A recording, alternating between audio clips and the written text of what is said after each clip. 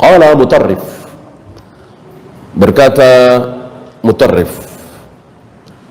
nadhartu fa idza ibnu Adam mulaqqa baina yaday Ilahi azza wa jal wa baina iblis. Aku melihat bahwa anak Adam itu, seluruh manusia ini, saya kira istilah anak Adam diterima oleh seluruh manusia, bukan hanya kaum muslimin, ya.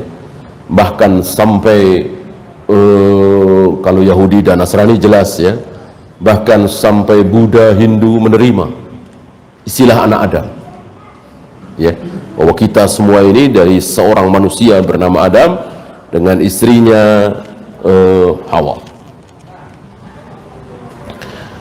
Nadhartu fa idza ibnu Adam, aku melihat bahwa anak Adam itu berada di antara dua, berhadapan kepada Allah dan berhadapan baina yaday iblis, berhadapan dengan iblis, ya. Antara Allah dengan iblis, antara iblis dengan Allah, seluruh anak Adam.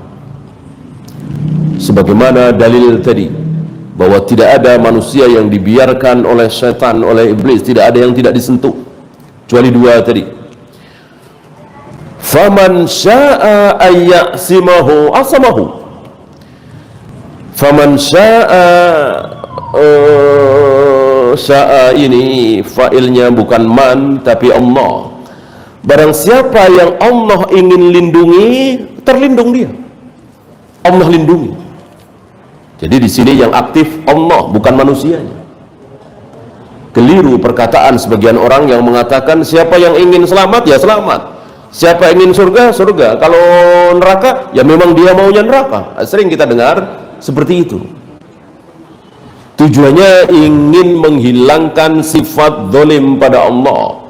Sebab menurut mereka, kalau Allah menghendaki kita semua masuk neraka, menghendaki bayi yang masih merah masuk neraka, seolah Allah zalim. Mereka lupa bahwa apapun yang dilakukan oleh Allah tidak mungkin zalim. Ya, mereka lupa itu. Mereka menganggap ini bayi merah, Allah menghendaki bayi merah ini pasti masuk neraka, berarti Allah zalim. Kita jawab tidak. Ahlus sunnah menjawab tidak. Karena bayi merah ini punya siapa? Yang menciptakan siapa? Allah. Allah siksa ciptaan dia sendiri. Sering saya contohkan, saya membuat mainan. Setelah saya bikin mainan itu, saya banting, saya injak-injak, saya bakar, saya zalim apa tidak? Tentu tidak. Mainan-mainan saya yang bikin. Padahal mainan makhluk, saya makhluk. Apalagi kita semua ini, termasuk bayi itu makhluk. Allah bukan makhluk, Allah khalik. Allah menyiksa punya dirinya sendiri. Allah menyiksa ciptaan dia sendiri. Zalim dari mana? Kecuali kalau bayi merah ini yang menciptakan si fulan, bukan Allah, lalu diambil oleh Allah, disiksa oleh Allah, baru Allah zalim. Allah menciptakan segala sesuatu, maka Allah berhak untuk menyiksa segala sesuatu. Seandainya hari ini semuanya Allah masukkan ke dalam neraka, Allah tidak zalim, orang milik sendiri. Di sini banyak dari kita yang merasa besar gitu, merasa ada apa-apanya di hadapan Allah gitu loh. Padahal kita semuanya nggak ada apa-apanya. Kita ini nggak ada apa-apanya di hadapan Allah. Bagaimana kita bisa mengatakan kalau Allah begini zalim dong? Berarti seolah kita ada apa-apanya. Kita ini nggak ada apa-apanya. Kecil semuanya bagi Allah. Akan diapakan oleh Allah terserah Allah. Maka betapa untungnya kita, betapa bahagianya kita, betapa bersyukurnya kita kalau sampai Allah menghendaki kita masuk surga. Kalau Allah menghendaki kita masuk neraka, nggak ada masalah. Nggak ada masalah bagi Allah. Kecil. Dan tidak ada yang menangisi, tidak ada yang meratapi. Jibril, Mikail, para malaikat, tidak. Semuanya berpihak kepada Allah. Nantinya di akhirat, ya. Kan surga neraka adanya di akhirat. Maka jangan merasa kita ini punya harga di hadapan Allah. Gak ada apa-apanya, ya. Maka jangan dikira dengan kita sholat, dengan kita puasa, dengan kita zakat, dengan kita haji, menjauhi maksiat pasti masuk surga. Tidak. Tidak. Surga neraka Allah yang menentukan, dan sudah ditentukan sebelum kita lahir. Jangan bilang sebelum pas ketika di perut ibu kita, tidak. Bahkan juga jangan bilang ketika kita berada di sulbi ayah kita, sulbi kakek kita, bukan juga. Tapi justru kita sudah ditentukan surga neraka kita ketika kita masih berada di sulbinya Nabi Adam. Berapa ribu tahun yang lalu, hanya Allah yang tahu.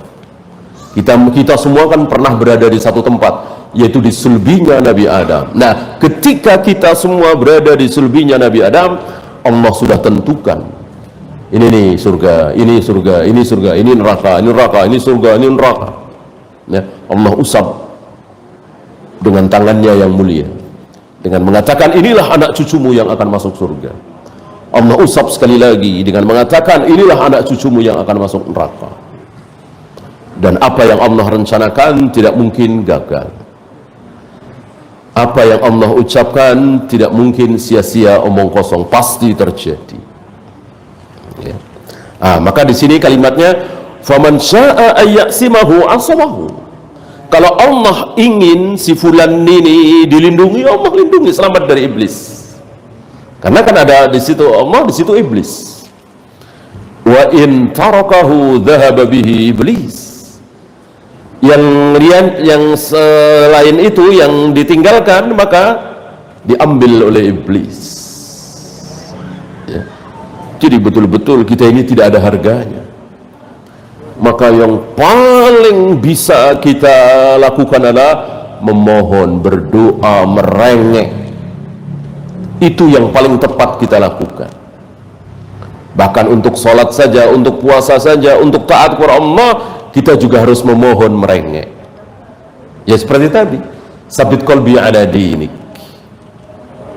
Ya. Jadi untuk taat kepada Allah, kita minta kepada Allah. Untuk selamat dari maksiat, kita minta kepada Allah. Jangan merasa kita punya kekuatan, ada apa-apanya. Ya. Bismillah ya Allah, saya akan menjadi orang taat. Insya Allah bisa. Ini sombong. Bismillah ya Allah, saya akan menjadi orang soleh, saya akan berusaha, insya Allah bisa. Ini sombong. Tanpa kehendak Allah, sujud satu kali nggak akan bisa. Kita bisa sujud karena Allah mengizinkan kita sujud. Kalau tidak, tidak bisa. Dan nanti akan terlihat ketika manusia dibangkitkan dari alam kubur. Ada orang yang mau sujud nggak bisa-bisa. Setiap mau sujud terpental ke belakang, mau sujud terpental ke belakang. Dan hari ini kita tahu bahwa orang yang sujud, orang yang baca Al-Quran, berarti dia ditolong oleh Allah, diizinkan oleh Allah. Betapa bahagianya ketika kita termasuk yang ditolong. Maka wajib kita bersyukur, bukan membanggakan diri. Ya. Apa yang mau dibanggakan? Orang semuanya datang dari Allah. Kita bisa sholat, Allah yang tolong kita. Kita bisa puasa, Allah yang tolong. Apa yang kita banggakan coba? Ya Allah, saya sudah beramal. Amalmu siapa yang bikin? Wallahu khalaqakum wa ma ta'malun. Allah lah yang menciptakan kalian dan menciptakan pula apa? Perbuatan kalian. Jadi yang diciptakan oleh Allah bukan cuma kita, tapi sholat kita ciptaan Allah, puasa kita ciptaan Allah, zakat kita, haji kita, umrah kita, jihad kita, itu semua ciptaan Allah. Apa yang bisa kita banggakan?